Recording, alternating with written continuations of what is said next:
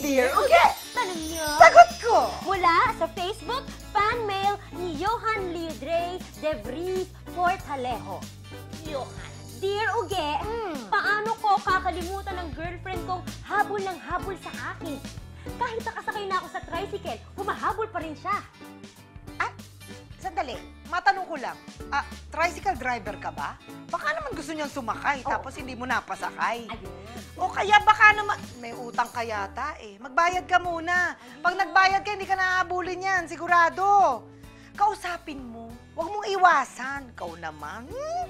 Diba? Oh, mabuti yan, hindi nyo kami iniiwasan.